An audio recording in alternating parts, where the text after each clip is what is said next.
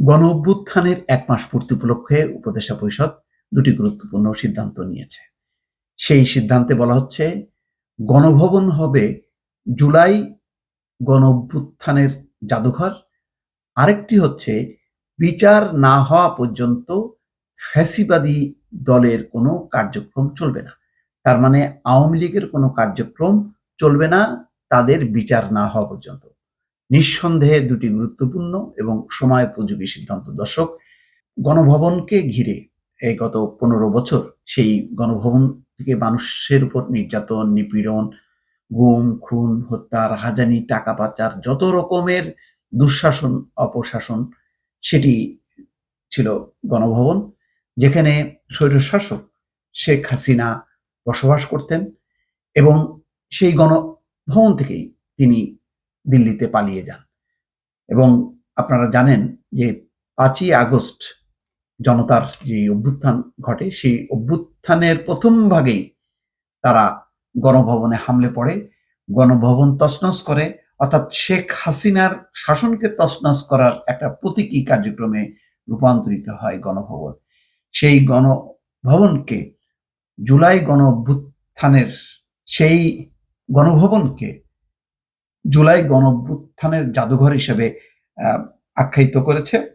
সেই গণভবনকে জুলাই গণ অভ্যুত্থানের জাদুঘর হিসেবে রূপান্তরিত করার সিদ্ধান্ত নিয়েছে এবং উপদেষ্টা পরিষদ বলেছে এটি জনসাধারণের জন্য উন্মুক্ত করে দেওয়া হবে।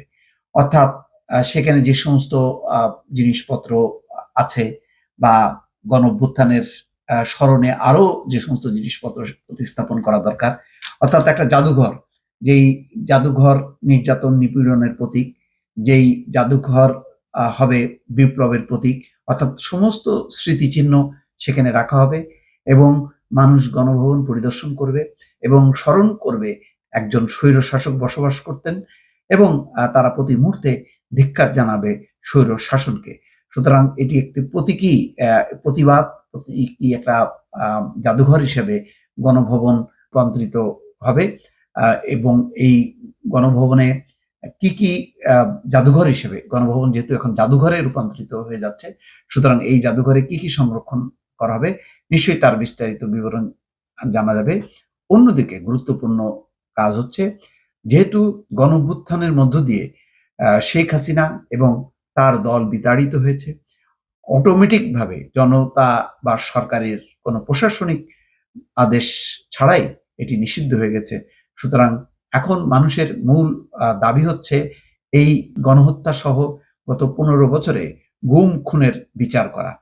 সুতরাং বিচার কার্যক্রম শেষ না হওয়া পর্যন্ত আওয়ামী লীগ একটি ফ্যাসিবাদী দল হিসেবে মানুষের কাছে প্রতিপন্ন হয়েছে।